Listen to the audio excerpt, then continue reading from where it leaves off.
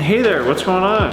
Today we got the winter shitter. We're back in the shop, got some new lights up there, and so we can actually see today. So we got the winter car. I did this not too long ago in my other Mazda 3. I did the purple Footwell LED, but I didn't make a good tutorial, and I've kind of gone back to the tutorial stages since I got this now, because that's how I started out the channel, and they were all really bad videos, and I really want to show you guys how to do things again. Anyways, today, Footwell LED installation into Mazda 3. This works with all the first generations, and second generation might be a little bit different, but you guys can figure that out. But this is first generation GT, I-Touring, S-Touring, whatever, all the same. So I have 8 Footwell LEDs. These are red to go with the red lighting scheme that is current in the Mazda 3. These are, I believe, the same strips I got for the Mazda 3 when I did the purple. So I have 8 of them, and I'm gonna take out the purple ones and do the red in the Mazda 3 as well. So we're gonna have red Footwell pretty much everywhere. I mean, there's multiple reasons why you guys want to do this to the car. Mostly just to make it look cool, but my legitimate valid reason is because I really like to have a light source in my car, so I can kind of see in my car while I'm driving, which is bad, but at the same time, if I get into a car that doesn't have any lighting in there,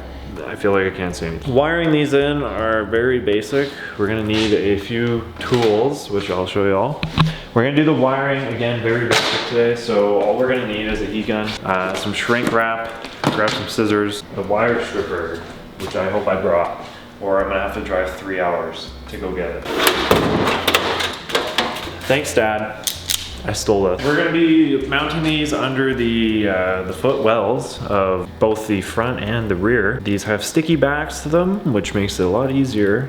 I forgot, I'm gonna have to run extra wire to this. If you guys don't have extra wire, go to Walmart and pay 20 bucks because you get extra wire.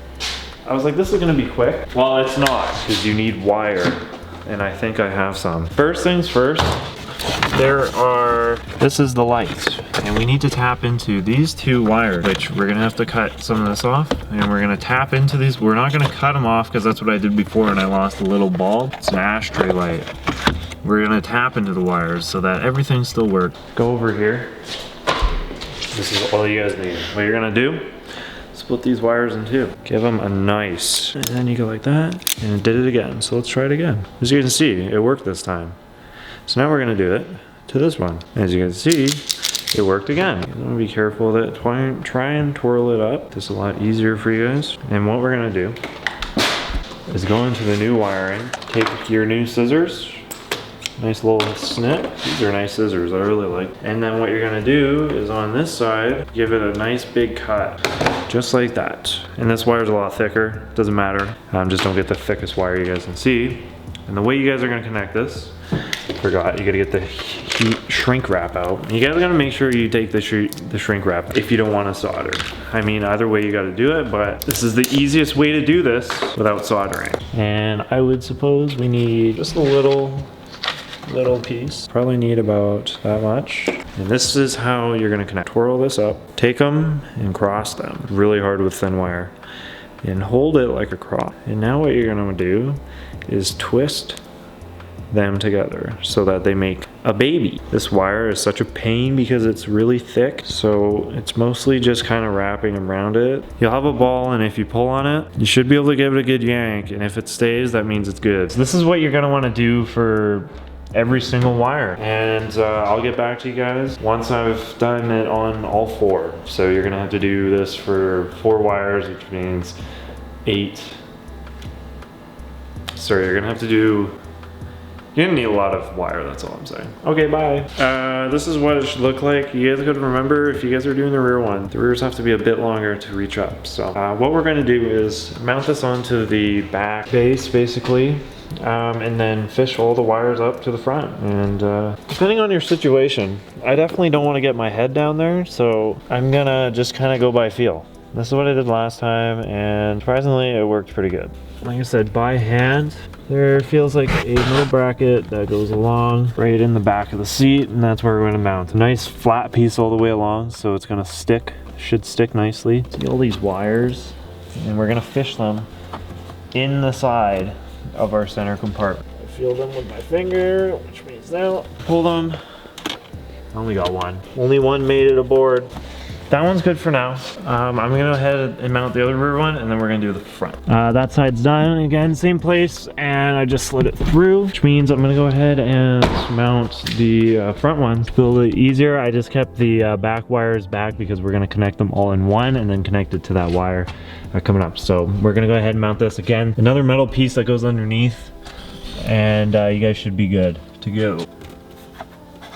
And now since the fronts are mounted, I'm going to take these two wires, and there's a little panel gap in here which will allow us to feed it through here. I'm going to go ahead and take the wires and run them up through here. I'm going to mount the other side, run it up through here, and then we'll finish off with the final wiring. These bad boys right here are called tap-in splice. Basically, you're tapping into a wire without cutting it. I call them vampire clips. Essentially what you do is you put one cable in it, and then you clamp down this metal thing to the other one. So some way we got to fit this all the way in there, which we're gonna have to do a little bit more. Squeeze that together, and that should be it. All these should be connected together, which then we can close this clip, and voila. So that is your power connected.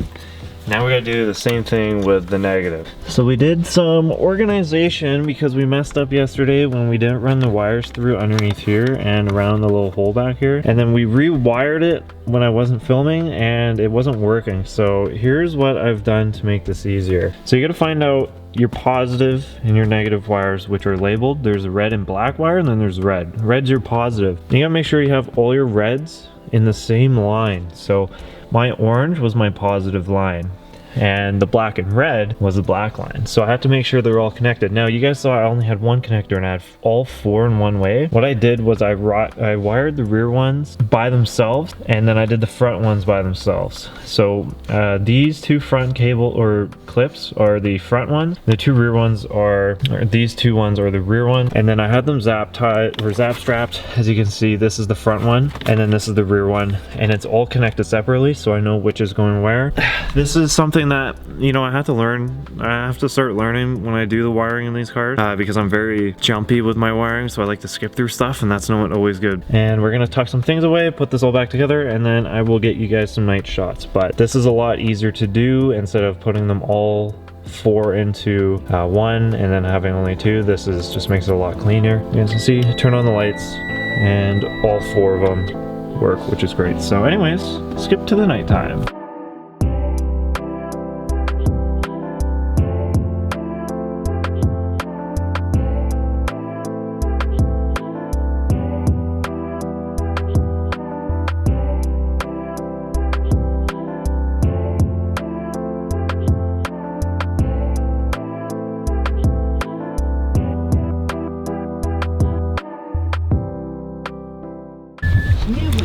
Okay, dudes, it's cold, really cold. Oh, Lord. Oh. Okay, that's the video for today. Oh, it is cold out here. Out in the boonies. It's 6:46 in the morning. I'm tired, I'm cold, so I'm gonna go. So I hope you guys enjoyed today's video. Make sure to hit that subscribe button, leave a like, and comment down below if you guys have any questions about this install or anything in general about the video or questions at all. Super easy mod for you guys to do. You guys can even just do the fronts, and it's just straightforward. If you guys just do the fronts, it's a lot more straightforward and a lot less wires, and it's a little easier. But if you guys got the time to do the rears as well, go for it. My driver's isn't working anymore because we accidentally yanked the wire out of the actual strip itself, so I gotta tap it back into there, and then that should work because we yanked on it too hard when we were organizing the wires. She's mint and she looks great, and I already feel like I'm back in the old girl back there. That old girl back there. So I hope you guys enjoyed. Keep it real. I'll see y'all in the next one.